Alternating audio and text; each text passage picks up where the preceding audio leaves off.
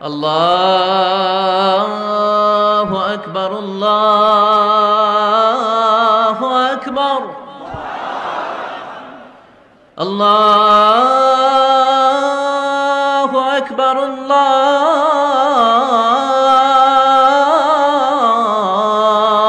আকবার।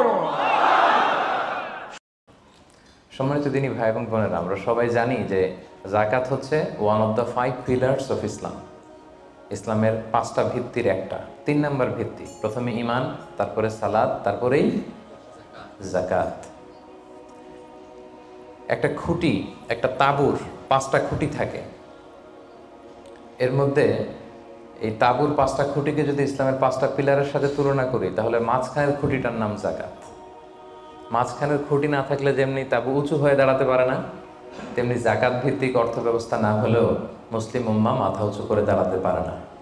যেমন এখন আমাদের যাকাত ভিত্তিক অর্থ ব্যবস্থা নাই, ফলে গোটা বিশ্বে আমরা কিন্তু ওইরকম নেতৃত্ব স্থানীয় বা উন্নতির একেবারে শীর্ষস্থানে ওই পর্যায়ে কিন্তু আমরা যেতে পারি নাই, কারণ যাকাতের যে ডাইনামিজম এটাকে আমরা কাজে লাগাইনি।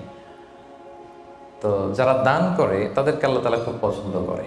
দানশীল ব্যক্তি তিনি কিয়ামতের দিন নিজের আমলনামা দেখে বিশ্বাসই করতে পারবে না এটা তার আমলনামা, কারণ আল্লাহ তাআলা ওই দানের সওয়াবটাকে ফুলিয়ে ফাঁপিয়ে পেলে পুষে পাহাড়ের সমান করে তারপরে আমলনামায় ঢুকিয়ে দিবে। সুবহানাল্লাহ। এবং দানকারী ব্যক্তির যত বালা মুসিবত আছে দানের কারণে আল্লাহ এটা দূর করে দেয়। আরশের নিচে আল্লাহ তাআলা তাকে স্পেশাল ছায়া দেবে কিয়ামতের দিন, যেদিন কোনো ছায়ার ব্যবস্থাপনা থাকবে না। তো এই দানের ব্যাপারটা সব ধর্মে আছে। হিন্দু ধর্মেও কিন্তু দানের ব্যাপারে উৎসাহিত করে। বৌদ্ধ ধর্মে দেখবেন আছে চ্যারিটি, ডোনেশন, ফান্ড রাইজিং, এগুলো আছে। ইহুদি ধর্মে, খ্রিস্ট ধর্মেও আছে। তবে ইসলাম এক্ষেত্রে অনন্য। ইসলাম শুধু দানকে উৎসাহিতই করেনি অন্য ধর্মের মতো, ইসলাম এটাকে ফরজ বানাই দিয়েছে। সুবহানাল্লাহ বলবেন না? নির্দিষ্ট পরিমাণ সম্পদ যদি নির্দিষ্ট সময় পরিমাণ কারো কাছে থাকে, তাহলে তার উপর দান করা ইসলামে কি করে দিয়েছে? ফরজ। অন্য কোনো ধর্ম দানকে ফরজ করেনি, উৎসাহ দিয়েছে সব ধর্ম। কিন্তু ইসলাম এক্ষেত্রে ইউনিক। অন্য ধর্ম দানের ব্যাপারে ইন্সপায়ার করে, ইসলাম এটার অব্লিগেটরি বানাই দিয়েছে, দিতেই হবে। এবং ইসলাম বলে আপনি দান করে যাকাত দিয়ে মোটেও যাকে দিলেন তার প্রতি করুণা করেননি। এটা তাদের প্রতি কিন্তু দয়া না। আমি আজকে যাকে যাকাত দিলাম আমি মোটেও দয়া করিনি, করুণাও করিনি, অনুকম্পাও না, বরং এটা তার হক। এটা কি? অফি আমওয়ালিহিম হাক্কুন লিসাইলি ওয়াল মাহরুম। ধনীদের সম্পদে গরিবদের হক। আল্লাহ বলেছেন অধিকার। বলা যায় যে ওরা আমাকে দয়া দেখিয়েছে। যে গরিব ভাইটা আমার যাকাত নিয়ে গেল, ও আমাকে দয়া করেছে, কারণ আমার জন্য যাকাত দেওয়া ফরজ। আমার জন্য যাকাত দেওয়া কি? আমি আদায় করতে না পারলে জাহান্নামে যাব। কিন্তু যে যাকাত নেয়ার হকদার, ওর জন্য কি যাকাত নেয়া ফরজ? কথা বুঝে নাই বোধহয়। গরিব মানুষ, ওর জন্য কি যাকাত নেয়া ফরজ? ও যদি বলে আমি গরিব আছি, ভালো আছে, নিব না যাকাত, কিছু করা যাবে? তো বরং ও আমার থেকে যাকাতটা নিয়ে আমাকে জাহান্নামের আগুন থেকে বাঁচালো, আমার ফরজ আদায়ের ক্ষেত্রে সহযোগিতা করে গেল। তো দয়াকে আমি করলাম না ও করলো? বলেন, দয়াকে আমি করলাম না সে করলো? সে করলো। এই জন্য আল্লাহ তাআলা বললেন অফি আমওয়ালিহিম হাক্কুন লিসাইলি ওয়াল মাহরুম। ধনীদের সম্পদে গরিবদের অধিকার আছে। এটা অধিকার, এটা কোনো রকম দয়া বা অনুকম্পা নয়। কারণ ইসলাম চায় একটা সুন্দর মানবিক সমাজ ব্যবস্থা গড়ে তুলতে। শহরের এক পাশে গাছতলা, আরেক পাশে 5 তলা। শহরের এক পাশে 5 স্টার 7 স্টার হোটেল, বৃত্ত, বৈভব, আনন্দ, উল্লাস, এন্টারটেইনমেন্টে মানুষ ফুর্তিতে মজে থাকবে। আর শহরের আরেক পাশে বস্তি, না খেয়ে মানুষ চিকিৎসার অভাবে ধুকে ধুকে মরবে। ইসলাম এটা চায় না। ইসলাম চায় সম্পদের তারল্য সবার হাতে পৌঁছে যাক। কাইলা ইয়াকুনা দুলাতান বাইনাল আগনিয়াই মিনকুম। আল্লাহ বলেন সম্পদ যেন শুধু তোমাদের ধনীদের হাতে কুক্ষিগত না হয়, এজন্য আমি এই যাকাতের ব্যবস্থাপনা করেছি। ফলে সবার কাছে এই যাকাতের অর্থ কিন্তু পৌঁছে যাবে। তাহলে সম্মানিত ভাই এবং বোনেরা, আমরা বুঝলাম এই যাকাত কিন্তু যাদের উপর ফরজ হয়েছে এটা আপনাকে আদায় করতেই হবে, এখানে কোনো ছাড় নেই। এবং এটা গরিবদের অধিকার, এটা সোশ্যাল সিকিউরিটি নেট, যাতে সকলের কাছে অর্থের তারল্য পৌঁছে যায়। এজন্য আল্লাহ তাআলা যাকাতকে ফরজ করেছেন। তাহলে জাকাতের গুরুত্ব তাৎপর্য তো বুঝলেন না? এবার শোনেন, জাকাত ফরজ হওয়ার পরে যদি আমরা জাকাত আদায় না করি তাহলে কি ভয়ঙ্কর শাস্তি হবে। এই আয়াতটা দিয়েই আমি আমার আলোচনা শুরু করেছি যে ওয়াল্লাযীনা ইয়াকনিজুনা যাহাবা ওয়াল ফিদ্দাতা ওয়া লা ইউনফিকুনাহা ফি সাবিলিল্লাহ ফাবাশশিরহুম বিআযাবিন আলীম। হে নবী, যারা গোল্ড, সিলভার, স্বর্ণ, রূপা জমা করে রাখে, আল্লাহর রাস্তায় দান করে না, তাকে আপনি কঠিন আযাবের সুসংবাদ দিন। আচ্ছা বলেন তো, আযাবের কি সুসংবাদ হয় না দুঃসংবাদ হয়? তারপরও আল্লাহ বললেন কঠিন আযাবের সুসংবাদ দিন। তার মানে বোঝা গেল আযাবটা যে খুব ভয়ঙ্কর হবে, আযাবের তীব্রতা বোঝানোর জন্য আল্লাহ এই এক্সপ্রেশন ব্যবহার করেছেন। ছেলে কথা শোনে না, তখন মা বলে দুষ্টামি করতেছো, বাবা আসলে এমন মাইট দিবে মজা টের পাবা। আচ্ছা বলো তো, মাইট দিলে কি মজা লাগে? তো মা তো বলতেছে মজা টের পাবি। তোর বাবা এসে এমন মাইট দিবে মজা টের পাবি। মজা লাগে মাইট দিলে? তো মজার কথা বললেন কেন মা? মাইটটা খুব কড়া হবে, মানে চরম পিট্টি দিবে তোমার বাবা তোমারে, আসুক তোমার বাবা। তো এই শাস্তির তীব্রতা বোঝানোর জন্য বললেন যে মজা। তো আল্লাহ বলতেছেন ওদেরকে কঠিন শাস্তির সুসংবাদ দেন, দুঃসংবাদ বলে নেই। আল্লাহ টিপ্পনি কেটে বললেন যে সুসংবাদ দেন। ইয়াউমা ইউহমা আলাইহা ফি নারি জাহান্নাম। সেদিন এই স্বর্ণরৌপ্য যারা জমিয়ে রেখেছে, জাকাত দেয় নাই, এগুলোর আল্লাহ গলিয়ে খুন্তি বানাবে লোহার। ফাতুকুয়া বিহা জিবাহুহুম ওয়া জুনুবুহুম ওয়া যুহুরুহুম। 3 জায়গায় ছেঁকা দেওয়া হবে। কপালে স্বর্ণরৌপ্য জমা করেছে, ব্যাংক ব্যালেন্স জমা করেছে, জাকাত দেয় নাই, এগুলোর আগুনে জ্বলিয়ে লোহার খুন্তি বানিয়ে কপালে ছেঁকা দেওয়া হবে। এটা কি দুনিয়ার আগুনের ছেঁকা? কথা বলেন। আল্লাহ জাহান্নামের আগুনকে বলেছেন নারুল্লাহিল মুকাদা আল্লাতী তাত্তালিউ আলাল আফইদা। দুনিয়ার আগুন আঙ্গুলে লাগলে আঙ্গুল জ্বলে, পায়ে লাগলে পা জ্বলে। জাহান্নামের আগুন দেহে যেখানেই লাগুক আগে কলিজে জ্বলে যাবে। সেই আগুনে সেই স্বর্ণ রূপাগুলোকে গলিয়ে খুন্তি বানিয়ে কপালে, পাজরে, পিঠে ছেক দেওয়া হবে। আল্লাহ তাআলা আমাদেরকে হেফাজত করুক। সাইয়ুতাওয়াকুনা মা বাখিলু বিহি ইয়াওমাল কিয়ামা। যেগুলোর জাকাত তারা দিতে চায় না, স্বর্ণরৌপ্য, এগুলোরে বেড়ি বানিয়ে কিয়ামতের মাঠেই গলায় পরিয়ে দেওয়া হবে। অন্যান্য সব পাপের শাস্তি জাহান্নামে গেলে আগে বিচার, তারপরই না শাস্তি, কি বলেন? এক্সেপ্ট জাকাত। জাকাত যারা দেয় নাই এদের শাস্তি কিয়ামতের ময়দান থেকেই শুরু। অন্যান্য সব শাস্তি জাহান্নামে ঢুকলে, আর জাকাতের শাস্তি সাইয়ুতাওয়াকুনা মা বাখিলু বিহি ইয়াউমাল কিয়ামা, কিয়ামতের মাঠেই গলায় বেড়ি পরানো হবে। বুঝে শুনে সবাই উত্তর দিবেন।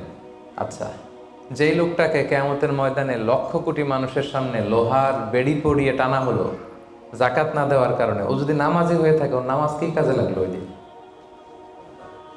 বলেন। উনি যদি রোজা রেখে থাকে, ওই দিন ওনার রোজাটা কি কাজে লাগলো?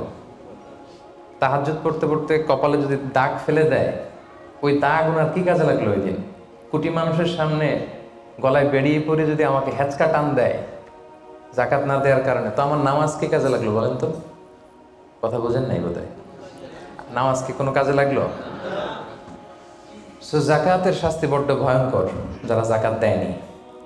হাদিসে আছে আতাহুল্লাহু মালান ওয়া লাম ইউআদ্দি যাকাত। আল্লাহ সম্পদ দিয়েছে কিন্তু তারা আল্লাহর রাস্তায় জাকাত দেয় নাই। এই সম্পদগুলোকে একটা সাপের রূপ দেওয়া হবে। সুজা আন আখরা, বুখারীর বর্ণনা। দ্য মোস্ট ভেনোমাস স্নেক, সুজা আন আকরা, টেকো সাপ। সাপের মাথায় পশম হয়, কিছু চুল, পশম। তো জাহান্নামের সেই সাপ এত বিষাক্ত, ভেনোমাস হবে, বিষের চোটে ওই সাপের মাথায় কোনো পশমও থাকবে না। ওই সাপ তাকে পেঁচিয়ে দেওয়া হবে। পেঁচাতে পেঁচাতে এই চোয়ালে এসে সাপটা শুধু ছোবল মারবে, আর কি বলবে জানেন?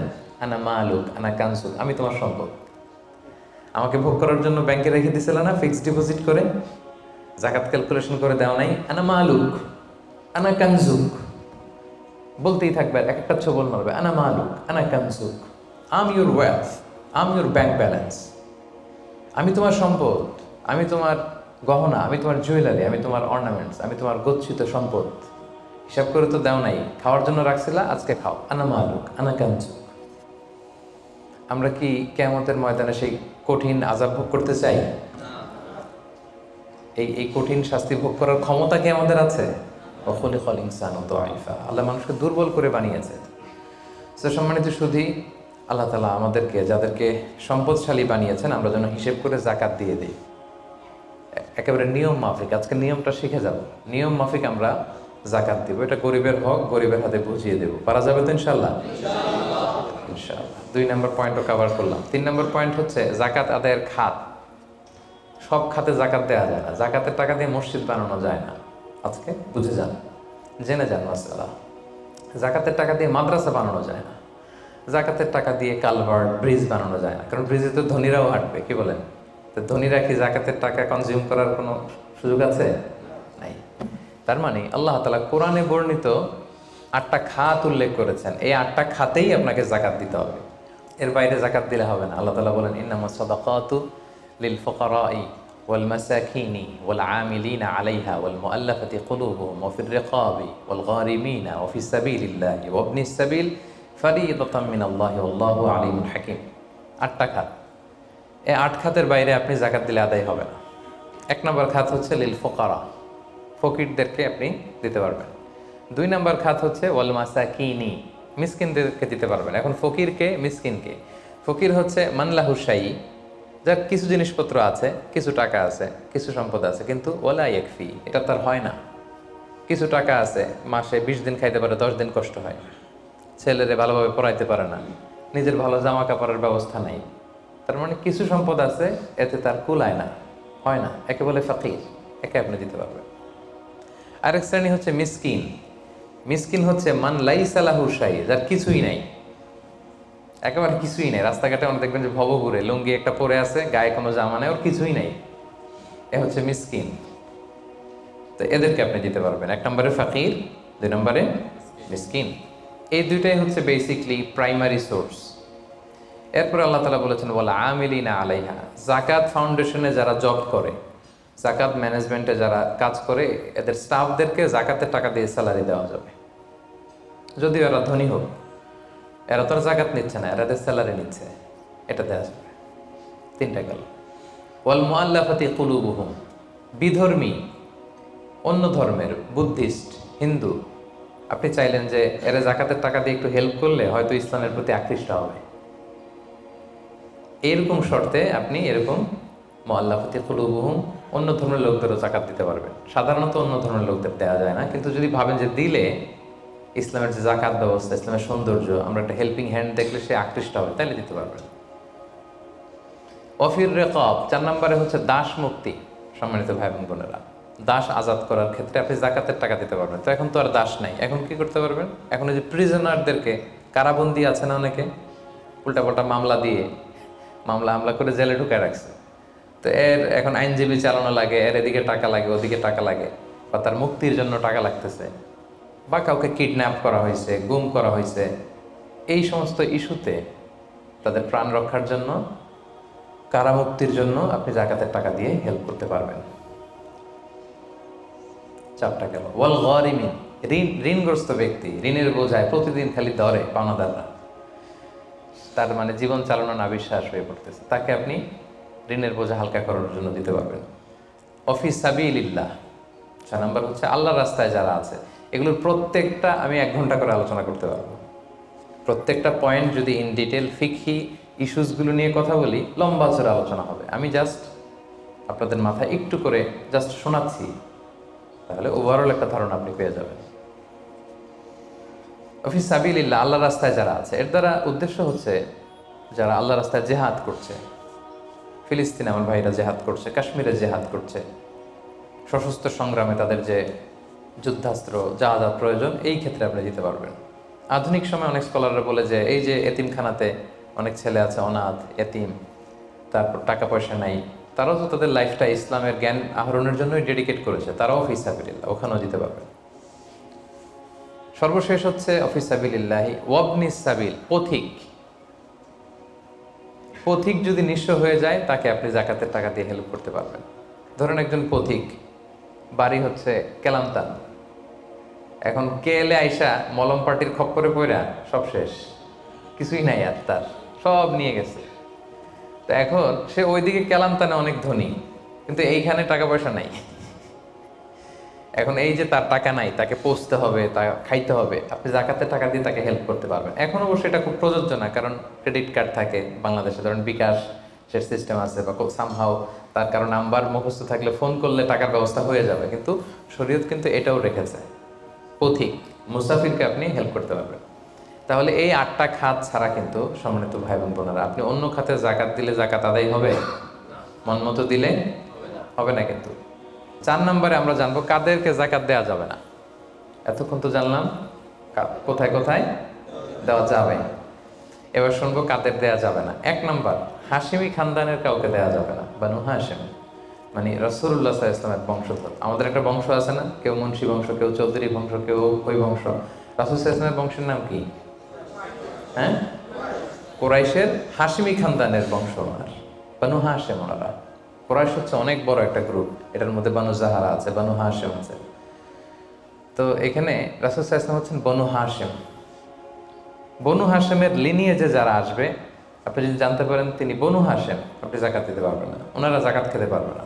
তাদের মধ্যে এখন যদি কেউ গরিব থাকে, আপনি অন্য ফান্ড থেকে দিবেন, এমনি চ্যারিটি করবেন, কিন্তু জাকাতের টাকা আমাদেরকে দেওয়া যাবে না, যেহেতু নবীর বংশের সম্মানিত।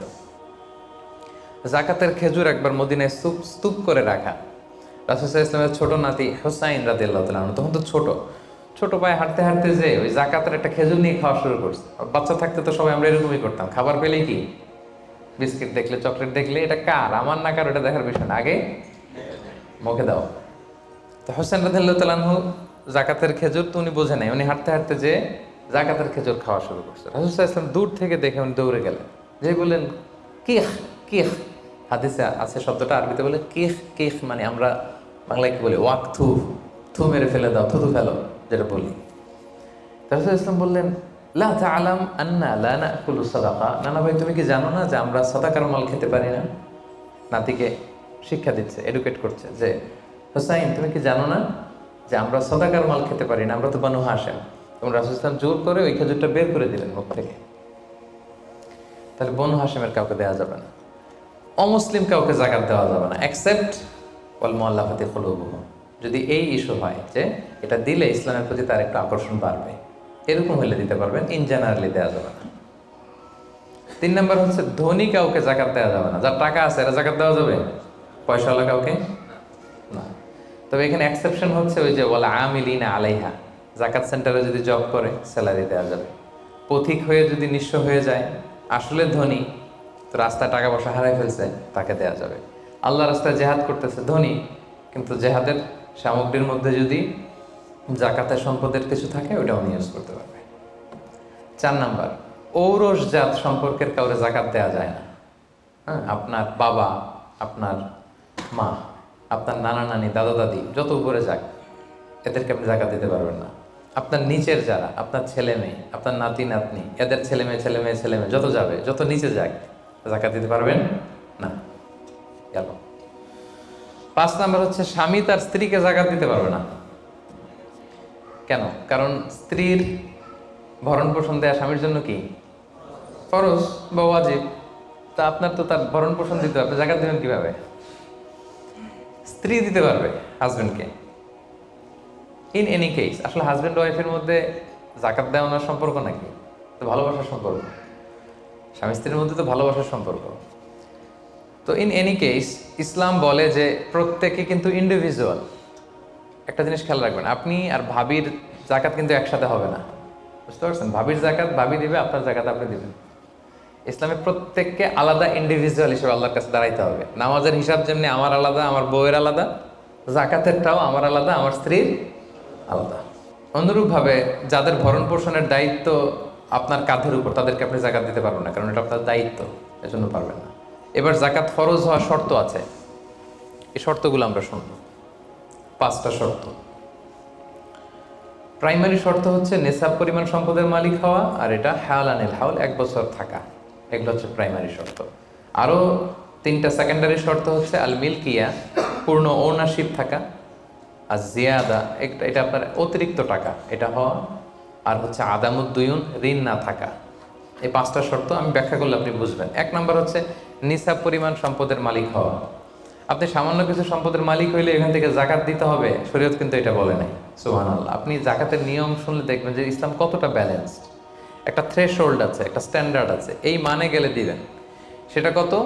সেটা গোল্ড আর সিলভার দিয়ে রাসূল সাল্লাল্লাহু আলাইহি ওয়াসাল্লাম দিয়েছেন, কারণ তখন গোল্ড আর সিলভারের কয়েন ছিল, মুদ্রা ছিল। আগে কিন্তু সোনা আর রূপা দিয়েই মুদ্রা বানানো হতো, পরে এটা পেপার মানি শুরু হয়েছে, কাগজের টাকা। তো একটা হচ্ছে দিনার আর একটা দিরহাম। তো রাসূল সাল্লাল্লাহু আলাইহি ওয়াসাল্লাম যে থ্রেশহোল্ড বেঁধে দিয়েছেন সেটা হচ্ছে 7.5 তোলা স্বর্ণ বা 52.5 তোলা রূপা। আই রিপিট, এটা সবাই জানেন আশা করি, যে 7.5 তোলা স্বর্ণ আর 52.5 তোলা রূপা। আধুনিক সময়ে গ্রাম দিয়ে দোকানদাররা হিসাব করে, তো গ্রাম দিয়ে যদি আপনি বোঝেন তাহলে 85 গ্রাম স্বর্ণ অথবা 595 গ্রাম রূপা, এটা হচ্ছে থ্রেশহোল্ড নিসাব, অথবা এর সমপরিমাণ অর্থ, ক্যাশ টাকা যদি আপনার কাছে থাকে তাহলে আপনি নিসাবের মালিক হয়েছেন।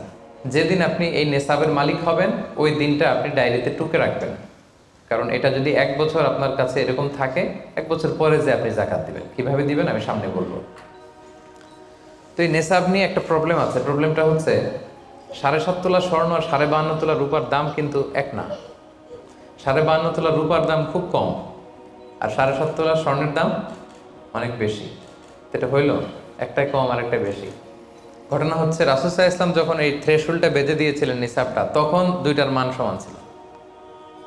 তখন 7.5 তোলা স্বর্ণ দিয়ে 52.5 তোলার মতো রূপা পাওয়া যেত, অথবা কেউ 52.5 তোলা রূপা বিক্রি করলে 7.5 তোলা স্বর্ণ পেত। কিন্তু পরে সিলভার ফল করতে শুরু করলো, ফল করতে করতে আজকে এই অবস্থা। গোল্ড আবার খুব একটা ফল করে নাই, ফলে গোল্ডের স্টেবিলিটিটা এখনো রয়ে গিয়েছে। তো এখন আপনি কোনটা ধরে দিবেন জাকাতটা? যদি আপনি রূপা ধরেন, কথার কথা, রূপা যদি এই 1 ভরির দাম 1000 টাকা হয়, তাহলে 52.5 ভরির দাম কত? 52,500 টাকা। কিন্তু স্বর্ণ যদি আপনি হিসাব করেন, 1 ভরি যদি 50,000 হয়, 7.5 ভরি কত? 3.5 লাখ প্লাস, তাহলে প্রায় 7 গুণ কম বেশি, তাই না? এটা নিয়েই হয়ে গেছে জটিলতা। তো এখন আপনি কোনটা ধরে দিবেন? অনেকে বলে না গোল্ড দিব, কারণ গোল্ড ফল করে নাই, এটার যে স্ট্যান্ডার্ড এটা এখনো বজায় আছে। এটা নিয়ে অনেক আলোচনা, আমি খুব সংক্ষেপে বলি। কেউ বলে গোল্ড দিব, কেউ বলে রূপা দিব। এখন আমি কি বলি? আমি আপনাদেরকে সাজেস্ট করব আপনারা রূপারটা ধরবেন। রূপারটা ধরলে কি লাভ হবে জানেন? 2 দিকেই লাভ, আপনারও লাভ, যিনি নিবে আরও লাভ। রূপারটা ধরলে বেশি সংখ্যক লোক জাকাত দান করতে হবে, তাই না? আর বেশি সংখ্যক গরিব লোকও টাকা পাবে, কি বলেন? তো 2 পক্ষে লাভ হইল না? এখন প্রশ্ন করতে পারেন, হুজুর ও পাইছে ওর লাভ, আমার লাভ কি? আপনার তো সবচেয়ে বড় লাভ, আপনি তো সওয়াব পাবেন আখিরাতে। এটা আমাদের বেশি দরকার না? কি বলেন? যিনি গ্রহীতা উনি পেয়ে লাভ, তার লাভ হইল, আর যিনি দাতা তিনি সওয়াব পেয়ে লাভবান হইলেন, তিনি সম্মানিত জাকাত দাতা হইলেন। অল্প আসুক না, ধরেন আপনার 1000 টাকা জাকাত আসছে, তো আপনি যদি 1000 টাকা জাকাত দেন, এটা আপনার হৃদয়ে একটা প্রশান্তির কারণ হবে না? যে আমি সম্মানিত জাকাত দাতা, আলহামদুলিল্লাহ, আই এম এ জাকাত পেয়ার। এবং এত বড় একটা ফরজ ইবাদতের লিস্টে যে আপনি ঢুকতে পারছেন, এটাও তো কম কিসে, কি বলেন? এজন্য স্বর্ণেরটা না ধরে রূপারটা ধরবেন। আপনাদের যে টাকা পয়সা, আপনাদের তো হীরা দিয়ে করা দরকার আপনাদের নেশা। এনিওয়ে, তো এজন্য আপনারা রূপারটা ধরবেন, তাহলে লোকজন উপকৃত হবে বেশি, সম্মানিত ভাই এবং বোনেরা। তাহলে 5টা শর্তের প্রথমটা তো বুঝে গেছেন, নেশাব, কি বলেন? নেশাব বুঝে গেছেন না? 2 নম্বর শর্ত হচ্ছে শুধু এই নেশাব পরিমাণ সম্পদের মালিক হইলেই হবে না ভাইরা, এটাকে হাল আনিল হাউল বলে, মানে 1 বছর আপনার কাছে থাকতে হবে। দেখেন ইসলাম কতটা ভারসাম্যপূর্ণ। কিছু টাকা আপনার কাছে থাকলে এই জাকাত দাও না, এটা 1 বছর থাকতে হবে। যদি দেখা যায় যে আপনার সব খরচ শেষে 1 বছর এই টাকাটা আপনার কাছে অলস পড়ে আছে, তাহলে বোঝা গেল যে আপনি সম্পদশালী এবং আপনার অর্থের একটা স্টেবিলিটি আছে, কি বলেন? তাহলে আপনি নেশাব পরিমাণ সম্পদের মালিক হলেন, এবং 1 বছর যদি থাকে, 1 বছর শেষে আপনি জাকাত দিবেন। এই বছরটা কিন্তু সৌর বছর না, সোলার ইয়ারে হিসাব করলে হবে না, এটা লুনার ইয়ারে, চান্দ্র বৎসরে। খেয়াল রাখতে হবে, সৌর বছর জানুয়ারি ফেব্রুয়ারি মাসের যে হিসাবটা, এটা 365 দিনে 1 বছর। কিন্তু যেটা লুনার ইয়ার, চন্দ্র বছর, এটা কতদিন 1 বছর কে জানে? কেউ জানেন না? 300 হ্যাঁ, 354 দিন, রাইট। 354 দিন, সামান্য কিছু সময়। তো 11 দিনের কিন্তু এখানে ডিফারেন্স আছে, 11 দিনের ডিফারেন্স আছে। তো আপনি হিসেব করবেন হচ্ছে চান্দ্র বছর অনুযায়ী, সৌর বছর অনুযায়ী না। তো সৌর বছর অনুযায়ী যদি করেন তাহলে আপনার জাকাত কিন্তু 2.5% থাকবে না।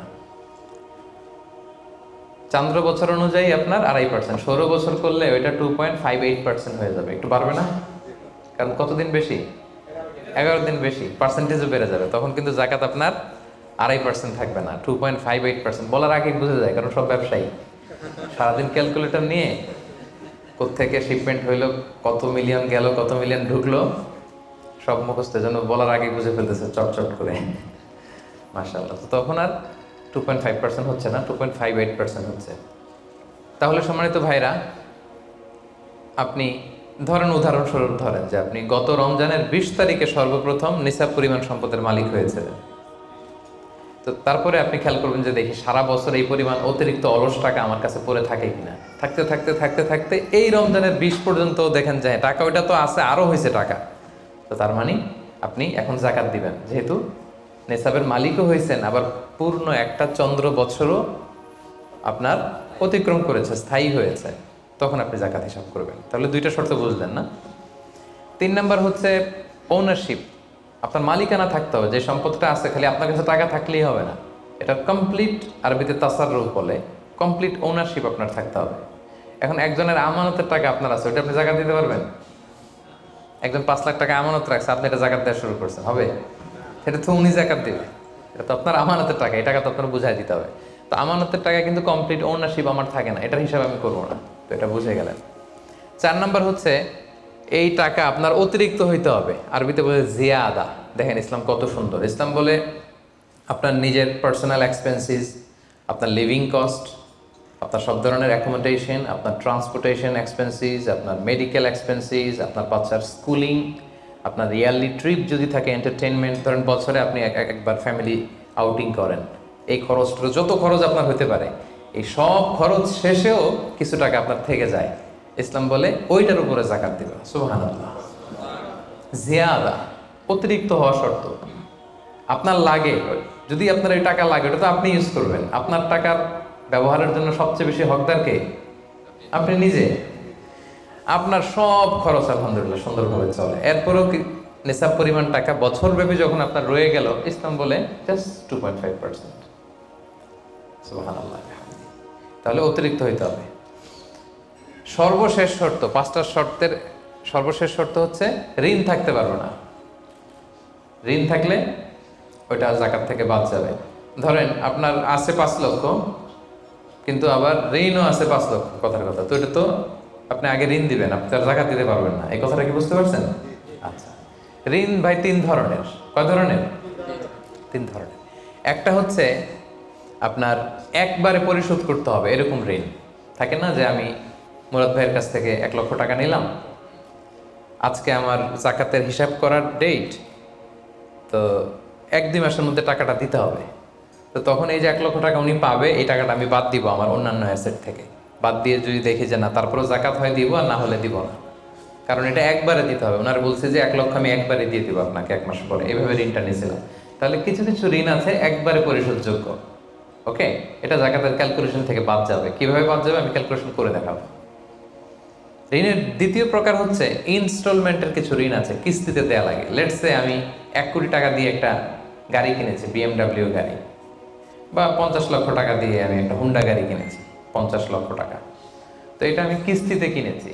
কিস্তির ঋণ যদি হয় তাহলে আপনি কিন্তু পুরোটা বাদ দিতে পারবেন না, তখন সর্বোচ্চ 12 মাসের কিস্তি বাদ দিতে পারবেন, 12 মান্থসের, তাও এই চন্দ্র মাসের হিসাবে। কারণ জাকাতের হিসাবটা কি 12 মাসের হিসাব, তাই না? এটা একটা ইয়ারলি ক্যালকুলেশন। আপনি পুরোটা যদি একবারে বাদ দেন তাহলে তো আপনার আর জাকাতই দেওয়া লাগবে না। কি বলেন? বাংলাদেশে অনেক বড় বড় সিআইপি ব্যবসায়ী আছে, ওনারা হাজার হাজার কোটি টাকা ব্যাংক থেকে ব্যবসায়ের কারণে ঋণ নেন এবং ওনাদের ঋণ খেলাফি হয়। তো ওনারা যদি বলে হুজুর আমার তো ঋণ আছে, তো উনি আর জাকাত দিবে কি? ওনারাই তো আমার জাকাত দেওয়া লাগবে এখন। কি বলেন? এরকম বড় বড় সিআইপিরা যদি ঋণের দোহাই দেয়, উনি আর জাকাত দিবে কি? উনি তো ঋণী, তাই ওনারাই কিছু জাকাত আমাদের দেওয়া লাগবে, কারণ আমরা জাকাতের 8টা খাতের মধ্যে একটা পড়েছি, বল গরিমিনা। কি বলেন? ঋণগ্রস্ত ব্যক্তিকে জাকাতের টাকা দিয়ে হেল্প করা যায়, তো উনি আর দিবে কি, ওনারে দিই আমরা, ওই ঋণ বাদ দেওয়া যাবে না। ইনস্টলমেন্টের ঋণ হইলে 12 মাসের, আর ওইরকম ঋণ খেলাপি 1000 কোটি টাকা, এগুলো বাদ দেওয়া যাবে না। 3 নাম্বার ঋণ হচ্ছে লাক্সারি পণ্য কিনতে যে ঋণ হয়, এই ঋণ জাকাত থেকে বাদ দেওয়া যাবে না। বিলাসিতামূলক কিছু যদি আপনি কিনেন, আপনি একটা লাম্বরগিনি কিনলেন 10 কোটি টাকা দিয়ে, এটা আপনি জাকাত থেকে বাদ দিতে পারবেন? পারবেন না। তাহলে লাক্সারি আইটেমের যে ঋণ, এটা বাদ দেওয়া যায় না। তাহলে ঋণের ব্যাপারটা পুরোপুরি বুঝে গেছেন না? এই 5টা শর্ত যদি থাকে আপনার মধ্যে পাওয়া যায়, অর্থাৎ আল্লাহ তাআলা আপনাকে একটা নিসাব পরিমাণ সম্পদের মালিক বানিয়েছেন, এটা আল্লাহ তাআলা পুরো 1 বছর আপনার এই পরিমাণ টাকা আপনার মধ্যে স্টেবল ছিল, এবং এটার পূর্ণ ওনারশিপ আপনার আছে, এবং এটা আপনার সব খরচের অতিরিক্ত, এবং সবশেষে এটা আপনার ঋণের বাইরে, ওই সম্পদ থেকে আল্লাহ তাআলা আপনাকে জাকাত দিতে বলেছেন। তাহলে জাকাতের শর্ত সবার ক্লিয়ার? এবার হচ্ছে জাকাত যোগ্য সম্পদ কি কি? জাকাতে বলে অ্যাসেট, সব সম্পদে জাকাত হয় না, এই পয়েন্টটা খুব গুরুত্বপূর্ণ, আপনাদেরকে মনোযোগ দিয়ে শুনতে হবে। আপনারা মনোযোগ দিয়ে শুনতেছেন তো? আপনি ধরেন ওই যে উদাহরণ দিয়েছিলাম, গত রমজানের 20 তারিখে নেশাব পরিমাণ সম্পদের মালিক হয়েছেন, দেখলেন সারা বছর আছে এই টাকাটা, তো এই 20 রমজানে তো আপনি এখন হিসাব করবেন, তাই না? তো হিসাবে আপনি কি কি ধরবেন? সব সম্পদে জাকাত নাই। আপনার বাসার যে ফার্নিচার, এটা হিসাব করা লাগবে না। আপনার যে ফ্রিজ, আপনার যে এয়ারকন, আপনার যে থাকার যে ফ্ল্যাটটা, আপনার যে বাংলো বাড়ি, এগুলোতে কোনো জাকাত নাই। আপনার চলার জন্য যে গাড়িটা লাগে, এগুলোতে কোনো জাকাত নাই। আপনার নিজের জন্য যে ল্যাপটপ, মোবাইল, যত কিছু আছে, গ্যাজেট বলেন, এগুলোতে কোনো জাকাত নাই। তাহলে কিসে জাকাত আছে? জাকাতে বলে অ্যাসেট কি, জাকাত যোগ্য সম্পদ কি, সেটা আমরা শুনি। 1 নম্বর হচ্ছে সোনা রূপা, gold and silver in its any form, যে কোনো ফর্মে, যে কোনো ফর্মে। এটা জুয়েলারি হোক, অর্নামেন্টস হোক, এটা বার হোক, বিস্কিট হোক। অনেকে গোল্ডের বার কিনে না, দেখবেন 999-এর ফাইনেস্ট গোল্ড, একেবারে খাপটাত নাই, 24 ক্যারেটের গোল্ড, 999 লেখা থাকবে ওটার উপরে চকচকে, আপনার গোল্ডের বার, গোল্ডের বিস্কিট। অনেকে শখ করে গোল্ডের প্লেট, টেট, তৈজসপত্র এগুলো কিনে। হ্যাঁ, স্বর্ণের ঘড়ি অনেকে কিনে। পুরুষের জন্য কিন্তু স্বর্ণের ঘড়ি, আংটি কোনোটাই পরা বৈধ না। কিন্তু যদি কেউ কিনে, স্বর্ণের কলম আছে, শখ করে কিনে অনেকে, টাকা রাখার জায়গা পায় না, তো ভাবে যে একটা কলম কিনে ফেলি স্বর্ণের, তারপর স্বর্ণের ঘড়ি, স্বর্ণের এই সেই। তো এরকম জুয়েলারি বলেন, তৈজসপত্র বলেন, যা যা আছে আপনার সব হিসাব করতে হবে, in its any form. Gold and silver, এটা জাকাতেবল অ্যাসেট। বোনেরা অনেক সময় প্রশ্ন করে যে যেই গহনা আমি পরি, এটারও কি জাকাত দিতে হবে? একতলা পূর্ণ মাসালা, বিশুদ্ধ মত হচ্ছে দিতে হবে। 3 মাযহাব বলছে দেয়া লাগবে না, ইমাম আবু হানিফা বলছে দেয়া লাগবে, এবং আবু হানিফা রাহিমাহুল্লাহর কথাটাই ভ্যালিড, বেশি যুক্ত। সুনানে আবু দাউদের হাদিস, আম্মা জান আয়েশা রাদিয়াল্লাহু তাআলা আনহা স্বর্ণের বা রূপার একটা আংটি পরে আছেন, রাসূল সাল্লাল্লাহু আলাইহি ওয়াসাল্লাম বলেন জাকাত দিছো? আম্মা জান বলেন না, এটা পড়ছি যাতে আপনার সামনে আমি আমার সৌন্দর্য বাড়াতে পারি। রাসূল সাল্লাল্লাহু আলাইহি ওয়াসাল্লাম বললেন হাসবুকি মিনান নার, জাহান্নামে ঢুকাতে এটাই যথেষ্ট। সাথে সাথে জাকাত দিয়ে দিলেন আম্মা জান আয়েশা। তো আম্মা জান আয়েশা তো এটা পরিহিতা ছিলেন, কি বলেন। আরেক নারী আসলেন তার মেয়েকে নিয়ে, হাতে 2টা স্বর্ণের চুড়ি। রাসূল বলেন জাকাত দিছো? দেই নাই। বলতেছে তুমি কি পছন্দ করো যে এই 2টা চুড়ির পরিবর্তে আগুনের 2টা চুড়ি জাহান্নামে পরানো হবে? ওই মহিলা ভয়ে তাড়াতাড়ি খুলে দিচ্ছে, ইয়া রাসূলুল্লাহ নেন, পুরোটাই দিয়ে দিলেন। তো এই হাতের বালাও কিন্তু ওই মেয়ে হাতে পড়া ছিল, তাই না? এতে করে বোঝা যায় যেই জুয়েলারি আমার বোনেরা আপনারা ইউজ করেন, সেটারও জাকাত দিতে হবে, সেটারও জাকাত দিতে হবে। আপনার সিন্ধুকে থাক, গলায় থাক, আপনি সব কাউন্ট করে জাকাত দিবেন। তবে আপনি বিক্রয় মূল্য হিসাব করবেন, কারণ আপনি 1 লক্ষ টাকা দিয়ে একটা নেকলেস কিনছেন, বেচতে গেলে কি 1 লক্ষ পাবেন? কথা বোঝেন নাই? পাবেন? এটার সাথে খাদ আছে, এটার মেকিং চার্জ আছে, জুয়েলারি দোকানেরও একটা মেকিং চার্জ রাখে। তো আপনি যখন আপনার নেকলেসটা বিক্রি করতে যাবেন, ওরা 20% কাট করে দিবে। 1 লক্ষ টাকার নেকলেস আপনি দোকানে বেচতে গেলে কত টাকা পাবেন? 80,000 হিসাব করবেন, বিক্রয় মূল্য ধর্তব্য। তো তাহলে সম্মানিত ভাই এবং বোনেরা, জাকাতে বলে asset 1 number golden silver. 2 number হচ্ছে ক্যাশ।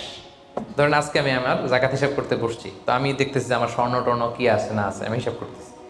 স্বর্ণের পালা গেল, এবার আমি হিসাব করবো আমার ক্যাশ কোথায় আছে, পকেটে কত, ওয়ালেটে কত, ড্রয়ারে কত, ব্যাংকে কত, কারেন্ট অ্যাকাউন্টে কত, ফিক্সড অ্যাকাউন্টে কত, সেভিংস অ্যাকাউন্টে কত। যত জায়গায় আপনার যত ক্যাশ ফর্মে টাকা আছে এটা আপনি হিসেব করবেন, এগুলো জাকাতেবল অ্যাসেট। আরও কিছু সম্পদ আছে, এগুলো ক্যাশ না, তবে ইজিলি লিকুইডেট করা যায়, চাইলে টাকা বের করে আনা যায়, যেমন প্রাইস বন্ড অনেকে কিনে রাখে না, আমাদের ডাক বিভাগের সঞ্চয়পত্র আছে না, এগুলো ফিক্সড ডিপোজিট, অনেকে ইন্স্যুরেন্স করে, লাইফ ইন্স্যুরেন্স, এগুলো চাইলে আপনি টাকা বানাতে পারেন। তো এটা অনেকে বলে হুজুর এটা তো ম্যাচিউরড হয় না, কীভাবে করব? এটা ব্যাংকে আপনি নক দিলে ওরা স্টেটমেন্ট দিবে যে আজকে এই ডিপোজিটটা ভাঙ্গালে কত পাবেন, একটা স্থিতি দেখাবে, এটা আজকের স্টেটমেন্ট। ওই স্টেটমেন্ট আপনি বের করে নিয়ে আসবেন যে আজকে 20 রমজানে যদি আমি এটা ভাঙ্গাই তো আমি পাবো এত, তাহলে এটার মালিক আপনি, এটা আপনি যোগ দিবেন। তাহলে বুঝতে পারছেন এটা, এগুলো জাকাতেবল অ্যাসেট। আচ্ছা গেল। এরপরে ব্যবসার সম্পদ, উরুদ উত্তেজারা, যত ব্যবসার সম্পদ আছে এটা কিন্তু আপনি জাকাতে হিসাব করবেন। উদাহরণ দিই, একজন বিস্কিট ফ্যাক্টরির মালিক, উনি বিস্কিট বিক্রি করে, তো আজকে আমি যে জাকাতের হিসাব করতে বসছি, আমি আমার কোম্পানিতে ফোন দিয়ে আজকে কত carton biscuit ready to sell, কত কার্টুন, ধরেন 50,000 পিস, তো এটার দাম কত, বিক্রয় মূল্য আমি যোগ দেব। তারপরে বিস্কিট বানাতে যে র মেটেরিয়াল, হ্যাঁ, গম লাগে, সুগার লাগে, ইত্যাদি ইত্যাদি যা লাগে, এগুলোর যে প্রাইস, এটা আমি এটাও আমি যোগ দেব। ওখানে ধরবো না কি, ওখানে ধরবো না হচ্ছে যেটা ফিক্সড অ্যাসেট। ব্যবসার ক্ষেত্রে ফিক্সড অ্যাসেট ধরতে হয় না, যেমন ধরেন আপনার ফার্নিচার বা কারো বিস্কিট ফ্যাক্টরি, তার ফ্যাক্টরির যে জায়গাটা, এটা আসবে না। মেশিনারি, যে মেশিনে করে বিস্কিট বানায়, ওইটা আসবে না। তারপরে ধরেন এটা লরি ট্রাকে করে বিভিন্ন জায়গায় আমি পাঠাই আমার প্রোডাক্টগুলো, এই যে ট্রাকের দাম টাম, এগুলো কিন্তু ধরা হবে না, এগুলো ফিক্সড অ্যাসেট, মেশিনারি ধরতে হয় না। শুধু প্রোডাক্ট রেডি টু সেল অথবা র মেটেরিয়াল, এগুলো ধরবো। শেয়ার বাজার আছে, অনেকে শেয়ার কিনে, এটাও আপনি ধরবেন, ওই দিন আপনি হিসেব করবেন। শেয়ার দুই ধরনের, একটা আছে আপনার প্রাইমারি, একটা নেট ভ্যালুয়েশন করা হয়, পরে এটা একটু দাম বাড়লে অনেকে দেখবেন যে সারাদিন দেখতে থাকে দাম বাড়লো না কমলো, সেকেন্ডারি মার্কেটে এটা সেল করে দেয়, আছে না? তো এটা আজকের দিনে আমার এই শেয়ারটা সেল করলে কত প্রাইস পাবো, ওই প্রাইসটা আমি যোগ দিয়ে দেবো। ওকে, আচ্ছা গেল। আরেকটা আছে কোম্পানির শেয়ার কিনে অনেকে, ধরেন বিশাল বড়, বাংলাদেশে বড় কোম্পানি, বেক্সিমকো কোম্পানি, তারপর ওই কোম্পানি, এটার আপনি শেয়ার কিনবেন, লং টার্ম ইনভেস্টমেন্ট শেয়ার থাকে, ওইটা কিভাবে ধরবেন? ওইখানে কোম্পানির অ্যাকাউন্টসে আপনি নক দিলে জাকাতেবল অ্যাসেট কত আছে এটা ওরা বলে দিবে। বড় কোম্পানিগুলোতে ম্যাক্সিমাম 40% জাকাতেবল অ্যাসেট থাকে। এই যে লিস্টগুলো আপনাকে শোনালাম, এগুলো হচ্ছে জাকাতযোগ্য সম্পদ, আপনার এগুলোর উপর জাকাত আসে। আজকে 20 রমজান, আমার 1 বছর হয়েছে, এগুলো সবগুলো আমি যোগ দিব। তাহলে জাকাতযোগ্য সম্পদ কি, মোটামুটি একটা ধারণা পেয়েছি না? পেলাম। এবার সহজে জাকাত কিভাবে হিসাব করব? অর্ধেক তো হিসাব করেই ফেললাম, কি বলেন? এই যে লিস্ট করে করে স্বর্ণ, ক্যাশ, ডিপোজিট, সঞ্চয়পত্র, আমার শেয়ার বাজার, আমার ইনভেস্টমেন্ট, আমার ডিপোজিট, আমার এটা এটা এটা করতে করতে করতে করতে বিশাল, ধরেন একটা উদাহরণস্বরূপ বলি যে ধরেন 20 লাখ দাঁড়ালো আমার, 20 লাখ টাকা, স্বর্ণের দাম সহ ইত্যাদি সহ সবসময়। এবার হিসাবটা কিভাবে করব? হিসাবটা খুব সহজ। আমার জাকাতেবল অ্যাসেট আমি সব হিসাব দিয়ে পাইলাম কয় লাখ টাকা, 20 লাখ। এবার আমার যদি ঋণ থাকে, আমি ঋণটা এখান থেকে বাদ দেব। আমরা শুরুতে বলছিলাম এক ধরনের ঋণ আছে একবারে দিয়ে দিতে হবে, এরকম একবারে ঋণ দেওয়ার যদি আমার কিছু থাকে, ওইটা আমি বাদ দেবো। ধরেন আমার একবারে ঋণ দেওয়ার আছে 5 লাখ টাকা, যেটা আমাকে একবারই পরিশোধ করতে হবে অল্প কিছুদিনের মধ্যেই, তাহলে এটা আমি বাদ দিতে পারবো। তো 5 লাখ টাকা যদি 20 লাখ টাকা থেকে বাদ দিয়ে কত থাকে, 15 লাখ। এরপর আমি বলেছিলাম যে কিস্তিতে যে ঋণগুলো থাকে সেক্ষেত্রেও আমি বাদ দিতে পারবো ম্যাক্সিমাম 1 বছর, 12 মান্থস। ধরেন যে বড় একটা কিছু আমি কিনেছি, সেখানে 12 মাসের আমার যে ঋণ, সেই ঋণ আসতেছে ধরেন যে কিস্তিতে, ধরেন আরো 5 লাখ, তাহলে কত বাদ গেল? 5 এ 5 10 লাখ, থাকলো কত? এই 10 লাখ হচ্ছে আপনার নাও জাকাতেবল অ্যাসেট। এই 10 লক্ষের উপর আপনি 2.5% জাকাত দিবেন। আর হিসাবটা যদি আপনি সূর্য বছর অনুযায়ী করেন তাহলে 2.58% দিবেন। সহজ হয়ে গেছে না মোটামুটি? হ্যাঁ, মোটামুটি সহজ হয়েছে না? এরপর এক একজনের এক এক ধরনের বিজনেস, এক এক ধরনের কোশ্চেন থাকবে। এটা পার্সোনালি কোনো মুফতির কাছে বা যে কোনো স্কলারের কাছে আপনার পার্সোনাল আলাদা করে হিসাব করা লাগলে এটা করে নেবেন। কিন্তু ওভারঅল জাকাতের কিভাবে ক্যালকুলেট করতে হয় এবং প্রসেসটা কি, রাইট প্রসেস, এটার একটা ধারণা তো আপনারা পেয়েছেন নাকি? বুঝতে পারছেন না সবাই? আচ্ছা, এরপরে বলেছিলাম ফসলের জাকাত, মানে কৃষি সম্পদের জাকাত। কিছু চাষ করলেই জাকাত দিতে হয় না, এটার একটা নিসাব আছে। সেটা হচ্ছে কমপক্ষে 18 মণ। কমপক্ষে কয় মণ? 18 মণ।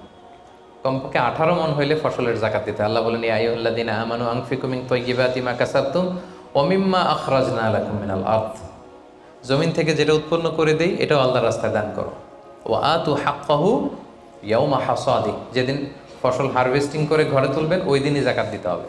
মজার ব্যাপার হচ্ছে ফসলের ক্ষেত্রে বা কৃষিজ পণ্যের ক্ষেত্রে কিন্তু 1 বছর অপেক্ষা করা লাগে না। এর আগে টাকা পয়সা স্বর্ণালঙ্কার এগুলো 1 বছর আছে কিনা দেখতে হয়। কিন্তু যারা কৃষি কাজ করে ফসলের ক্ষেত্রে 1 বছর তো 1 বছর নাই, ফসল যেদিন কাটবেন ওই দিনই ফসলের জাকাত। তো ফসলের জাকাতের জন্য 1 বছর ওয়েট করা লাগে না। তো আপনি নিজে ধরেন ধান খাওয়ার জন্য আপনি ফসল করছেন 10 মণ, ওটার জাকাত দেওয়া লাগবে? বুঝে থাকলে উত্তর দেন। 10 মণ ধান আমি করেছি, কেন লাগবে না? 18 মণ হয় নাই। দেখেন শরীয়ত কত সুন্দর, কিছু আপনি করলেই জাকাত দিতে বলে নাই। এটা একটা স্ট্যান্ডার্ড আছে, লাইসা ফিমা দুনা খামসাতে আউসুকিন সাদাকা। 5 ওসাকের নিচে জাকাত হয় না। 1 ওসাকে কত এভাবে হিসাব করে বের করা হয়েছে 720 কেজি, 18 মণ। 18 মণের নিচে হইলে জাকাত দেওয়া লাগবে না। আর একটা ব্যাপার হচ্ছে যে কোনো ফসলে জাকাত হয় না যে ফসলগুলোকে গুদামজাত করা যায়। পচনশীল যদি হয় হবে না। যেমন আম রাখা যায়, কলা রাখা যায়, পেঁপে রাখা যায়, শাকসবজি রাখা যায়। রাখা যাবে হচ্ছে চাল, ডাল, গম, ভুট্টা, খেজুর, এগুলা গুদামজাত যদি করা যায়, ওগুলো যদি 18 মণ হয় তাহলে আপনি জাকাত দেবেন। তো জামের চাষ যারা করে তারা কি মোটেও দিবে না জাকাতের? কোনো কিছু থাকবে না? হ্যাঁ থাকবে। তাদের হচ্ছে উরুদুত যারা ব্যবসার হিসাবে ওই যে হিসাব করবে যেদিন, ওই দিন দেখবে যে আজকে আমার বিক্রি করার মতো কয় খাঁচি আম আছে, 40 খাঁচি আছে, দাম কত, ওই অন্যান্যর সাথে যুক্ত করে নেবে। কিন্তু ফসলের দিতে হইলে কমপক্ষে 18 মণ, এবং এটা গুদামজাত করা যায় এমন পণ্য হইতে হবে। কিভাবে দিব বলেন? 18 মণের বেশি করছেন, ধরেন 100 মণ হয়েছে আপনার ধানের, কিভাবে দিবেন? 2.5% দিবেন না। ফসলের জাকাতের হিসাব হচ্ছে ওশর আর নিসফে ওশর। আরবি বুঝতে যদি কষ্ট হয় সহজ করে বলি, 10% আর 5%। ফসলের জাকাত হচ্ছে ভাই 10% আর 5%। 10% আরবিতে বলে ওশর। কখন 10%? যখন এটা ইরিগেটেড ল্যান্ড হয়, আল্লাহর দেয়া বৃষ্টির পানিতে চাষ হয়ে যায়, আপনার আলাদা করে সেচ দেয়া লাগে না, আল্লাহর দেয়া বৃষ্টিতেই হয়ে যায়। এটা হচ্ছে কস্ট ফ্রি কাল্টিভেশন, আপনার খরচ টরচ নাই, আল্লাহ বৃষ্টি দিছে, ধান বুনে দিছেন, হয়ে গেছে। এটা 10% দেবেন। 100 মণ হইলে 10 মণ। আরেকটা হচ্ছে আপনার সেচ দেয়া লাগে, এটা হচ্ছে কস্ট বেসড ইরিগেট কাল্টিভেশন। আপনার সেচ দেয়া লাগে, কীটনাশক দেয়া লাগে, রাসায়নিক সার দেয়া লাগে, নিড়ানি দেয়া লাগে, এই করা লাগে সেই করা লাগে, আপনার খরচ বেশি। ওইখানে 10% না, ওখানে দেবেন কত পার্সেন্ট? 5%। 100 মণ ধানে কয় মণ দেখছেন? তার মানে the more you cost the less you pay, the less you cost the more you pay. সুবহানাল্লাহ। এখন যদি বলেন হুজুর আমার তো কিছু বৃষ্টির পানিতেও হয়, আবার আমিও কিছু পানি দিই, এখন কি করবেন বলেন দেখি, কে বলতে পারে? 7.5% দিবেন? এই তো ব্যবসায়ী হইলে কি সুবিধা। তখন আপনি মাঝামাঝি দিবেন, যেহেতু বৃষ্টির পানির ফ্যাসিলিটিও আপনি পেয়েছেন, আপনারও পানি শেষ লাগছে, দুইটা যেহেতু, তাহলে 5 আর 10 এর মাঝামাঝি কত? 7.5। তো আপনি তখন 7.5% দিবেন। এটা হচ্ছে বিশাল আলোচনারে এক নির্যাস আমি আপনাদেরকে শোনালাম। চলে গেল কৃষি সম্পদ। এবার পশু সম্পদের জাকাত কিভাবে দিবেন? পশু সম্পদের যে লিস্ট, এটা আমাদের জন্য অ্যাপ্লিকেবল না। 40টা ছাগল হলে একটা ছাগল বছর শেষে, 30টা গরু হলে বছর শেষে, 5টা উট হলে, এটা আমাদের জন্য অ্যাপ্লিকেবল না। কারণ পশু সম্পদের জাকাত যদি দিতে হয় শর্ত হচ্ছে এটা সায়েমা হইতে হবে। সায়েমা মানে পশুগুলা বনে বাদারে যে ঘাস লতা পাতা নিজেই খেয়ে আসে, এটার কোনো খাওয়ানো টাওয়ানো লাগে না। কিন্তু আমাদের যে পোলট্রি শিল্প, আমাদের যে গরুর ফার্ম, এটাতে ফ্যানের নিচে রাখতে হয়। অস্ট্রেলিয়ান গাভী যারা পালে দেখবেন উপরে ফ্যান, যে দারোয়ান ওর ফ্যান নাই কিন্তু গরুর উপরে ফ্যান, কারণ এই বাতাস না খেলে ওটা বাঁচবে না। ওইটারে ইঞ্জেকশন দিতে হয়, ওইটারে এই দিতে হয়, ওইটার ভুসি খাওয়াও, ওইটারে এই খাওয়াও। তো এই পোলট্রি শিল্প, হ্যাচারি শিল্প, দুধের বিজনেস যারা করে তাদের আসলে রাসূল সাল্লাল্লাহু আলাইহি ওয়াসাল্লাম যে পশু সম্পদের জাকাতের যে লিস্ট বলেছেন ওইটার আওতাভুক্ত হবে না। তো তারা কি কোনো জাকাত দিবে না? দিবে। ওই যে উরুদুত্তি যারা ব্যবসায়ের পণ্য হিসেবে, আমি দুধ বিক্রি করি, সো আজকে যখন আমি হিসাব করব আমি দেখবো যে আমার কত লিটার রেডি টু সেল, জানলাম যে 300 কেজি আজকে আমার দুধ আছে, এটা বিক্রি হবে, এটার দাম কত, এটা আমি যোগ দিয়ে দিব। জাকাতে বলে অ্যাসেট যত আছে এগুলোর সাথে যোগ দিয়ে হিসাব করবো। বুঝতে পারছেন? সহজ হয়ে গেল না? 10টা পয়েন্টের 9টাই শেষ। সর্বশেষ পয়েন্ট আমাদের ছিল যে কিভাবে জাকাত দিলে বেশি প্রোডাক্টিভ হবে। আমরা শুরুতে বলেছি জাকাতে শাড়ি বলে ইসলামের শাড়ি নেই, জাকাতের লুঙ্গি বলে লুঙ্গি নেই, এগুলো দিলে জাকাত যথাযথভাবে আসলে আদায় হয় না। তো জাকাতটা আমরা প্রোডাক্টিভ ওয়েতে দিব। দুইভাবে দিলেই আদায় হয়। একটা হচ্ছে আপনার রেগুলার যে নেসেসিটি এগুলো পূরণের জন্য জাকাত দিলেও হবে। যেমন খাওয়া নাই তো আপনি খাবার কিনে দিলেন, জামা নাই জামা কিনে দিলেন, চিকিৎসার অভাব, অসুস্থ আপনি ওষুধ কিনে দিলেন, আদায় হবে। কিন্তু একটা দারিদ্র বিমোচন হবে না? হবে। আজকে আপনি কিছু খাবার দিলেন, ও খেয়ে কালকে আবার ওদিকে জাকাতের লাইন, ওদিকে যে দাঁড়াবে, কি বলেন? এরপরের দিন শুনবে যে ওইখানে নাকি শাড়ি দিবে, ওইখানে যাবে। আপনি যদি পার্মানেন্ট সলিউশন করার ট্রাই করেন, এইটা হচ্ছে সবচাইতে ইফেক্টিভ, সবচাইতে প্রোডাক্টিভ।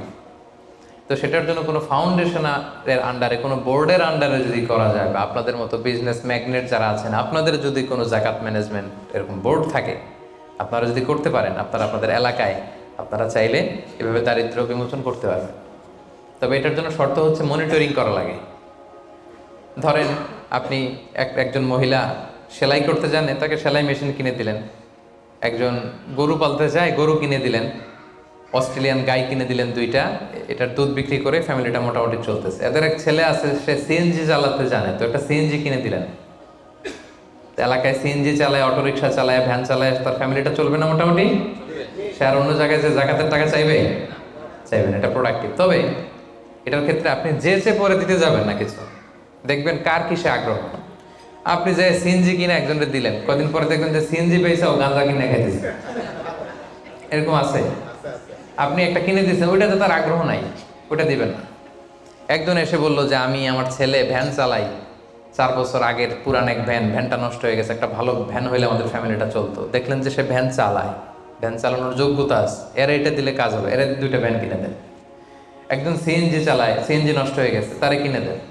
গরু পালার অভ্যাস আছে, নিতে চায়, স্বাবলম্বী হতে চায়, তাকে দেন। একজন এসে বলল যে আমার ছেলেটারে আমি বিদেশ পাঠাইতে চাই, ও যদি বিদেশে যায় আমার ফ্যামিলিটা সচ্ছল হবে, 5 লক্ষ টাকা লাগবে ওরে পাঠাতে। আমরা গরিব মানুষ 2 লাখ জোগাড় করছি, আর 3 লাখের জন্য পাঠাইতে পারতেছি না। চমৎকার, যদি দেশের বাইরে পাঠানো যায়। আপনি ওখানে 3 লাখ টাকা দিয়ে ছেলেটারে বিদেশে পাঠাই দিলেন। ওর প্রবাসী হিসেবে ও যে টাকা পাঠাবে, ওর পাঠানো টাকায় ওর ফ্যামিলিটা সচ্ছল হয়ে গেল। ঠিক না? এইভাবে যাকে যেটা দিলে এটা আপনি বুঝবেন, যার ক্ষেত্রে যেটা অ্যাপ্লিকেবল, তাকে যদি আপনি ওইভাবে জাকাতের টাকাটা দেন, ওটা বেশি প্রোডাক্টিভ হবে, ওটা বেশি ইফেক্টিভ হবে। এইভাবে প্ল্যান করে করে যদি আপনারা আপনাদের জাকাতের টাকাগুলো যারা হকদার তাদের হাতে তুলে দিতে পারেন, একে তো সে স্বাবলম্বী হবে, দারিদ্র বিমোচন হবে, এবং সমাজ থেকে আমাদের দারিদ্রতা উঠে যাবে। দারিদ্রতা খুব খারাপ জিনিস। রাসূল সাল্লাল্লাহু আলাইহি ওয়াসাল্লাম এই দারিদ্রতা থেকে পানাহ চাইতেন। রাসূল সাল্লাল্লাহু আলাইহি ওয়াসাল্লাম সবসময় পড়তেন আল্লাহুম্মা ইন্নী আউযু বিকা মিনাল ফাকরি ওয়াল কিল্লাতি ওয়াদ দিল্লা, মানে হে আল্লাহ, আমি দারিদ্রতা, আমি কমতি আর আমি জিল্লতি থেকে পানাহ চাই। রাসূল সাল্লাল্লাহু আলাইহি ওয়াসাল্লাম সবসময় দারিদ্রতা থেকে পানাহ চাইতেন। সো এই দারিদ্রতা বিমোচনের জন্য জাকাতের যে ডায়নামিজম, এটা আমাদেরকে প্রপার ওয়েতে কাজে লাগাতে হবে। আশা করি যে 10টি পয়েন্টে আপনাদের সাথে জাকাত ম্যানেজমেন্টের উপর আলোচনা করেছি। সবাই বুঝতে পারছেন না পয়েন্টগুলো? ওভারঅল কিভাবে জাকাত প্রসেসটা হয়, জাকাত দিতে হয়, একটা ধারণা হয়েছে না? আল্লাহ তাআলা আমাদের সবাইকে কথাগুলো বোঝার ও আমল করার তৌফিক দান করুন। আল্লাহ তাআলা তার মেহেরবানিতে আমাদের যাদেরকে সম্পদশালী বানিয়েছেন, আমরা যেন জাকাত দিয়ে ধন্য হতে পারি, আল্লাহ তৌফিক দান করুন। আমরা যেন এই জাকাতের মাধ্যমে দারিদ্রতা বিমোচন করতে পারি, অভাগা সুবিধা বঞ্চিত মানুষের মুখে যেন আমরা হাসি ফোটাতে পারি, আল্লাহ তাআলা তৌফিক দান করুন।